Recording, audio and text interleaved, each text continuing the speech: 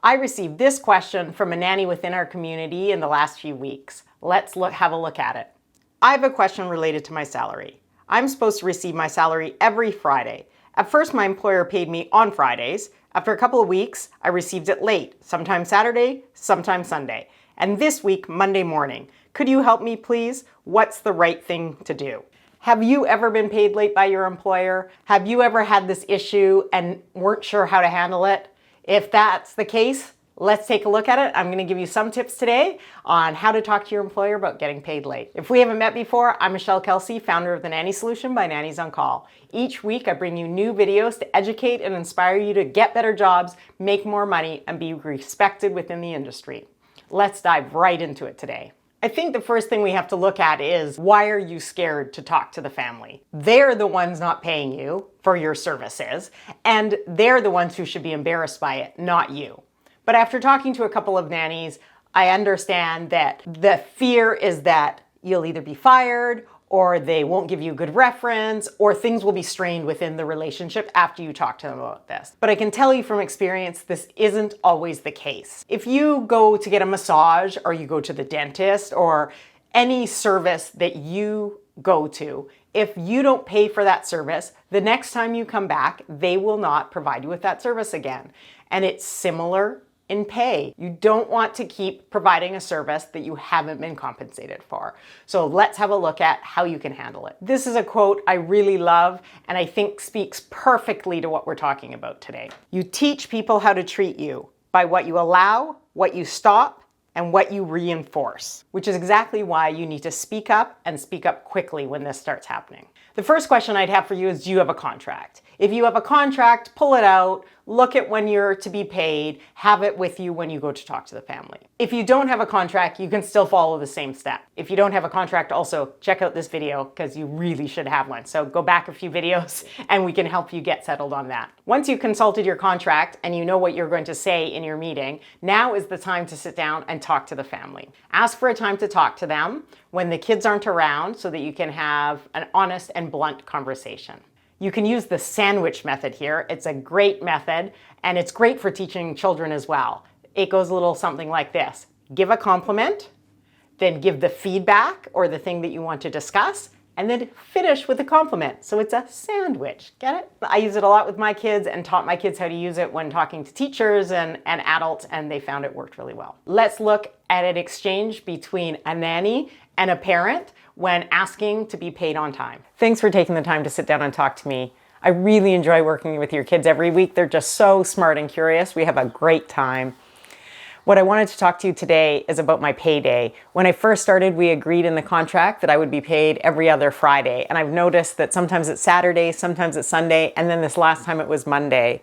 I really would appreciate if you could pay me on time, as I expect to be paid every other Friday. I'm so sorry we were late. Of course, I won't let it happen again. Thank you so much. I do appreciate it. I'm really looking forward to the week of activities I have planned for the kids. We're gonna have so much fun. Most of the times, families will be embarrassed that you've brought this up. They made a mistake. They will quickly say, I'm sorry, it won't happen again, and hopefully it won't, and that will be the end of it. Sometimes, unfortunately, families can get defensive. Just remember, this isn't about you. You're coming to them with something they've done wrong, and often their defense is to accuse you of doing something wrong. Let's have a look at that scenario. Thanks for taking the time to sit down and talk to me. I really enjoy working with your kids every week. They're just so smart and curious. We have a great time.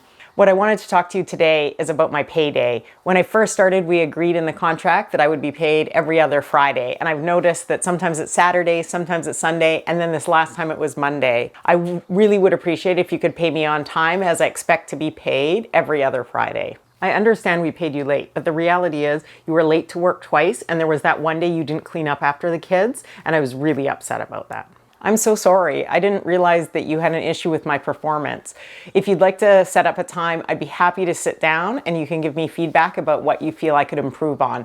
For today, I'd really like to focus on my payday. Just remember, in this example, the parents are trying to point out what you did wrong in an effort to take the spotlight away from what they've done wrong. It's not actually about what you've done wrong. Just remember in these situations to stay calm and stay on topic. But Michelle, that's all great. I've done all those things in the past and they still pay me late.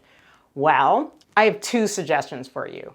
One is approach them again. Just keep approaching them, keep letting them know you're not getting paid on time. Personally, I do not think that's the right method here because they don't respect you. They don't respect your time. They don't respect the job you're doing for them, which is why they keep paying you late. But I love the kids, but I want to stay. It's a great job. That is totally up to you, and you make the final judgment call on that. If that's what you choose, then you just have to know that you're not going to get paid on time, and you have to be okay with that. That's your choice. Option number 2 is to give notice and to just tell them exactly what you feel. You've done your best, you've tried, you've communicated with them, you've expressed your needs to be paid, and they haven't respected that. So in this case, you might say something a little like, when we sat down in June, I explained that I expected to be paid on time. That did happen for a few paydays, but unfortunately now we've slipped back into the way it was before, where I'm being paid a day to 3 days late. Unfortunately, this is not working for me, so at this time, I'm going to have to hand in my resignation.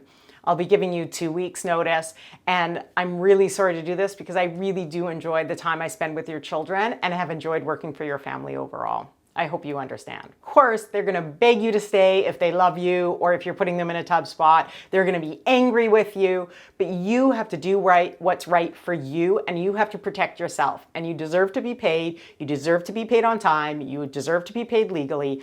All of these things. You cannot live in fear. And the resentment is just going to grow and grow and grow if you keep working there. Of course, hot tip, don't quit until you have another job.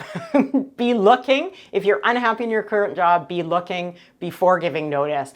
That's what resentment does. As resentment builds, one day you just snap and quit. So that's not good. That's not good for you, and that's not good for the family. You want to give them 2 weeks to 4 weeks notice, and then you can move on to another family. If you're looking for some tips on how to deal with some other difficult conversations that happen in the nanny world, check out this video. Otherwise, I'll be back next Saturday. Bye.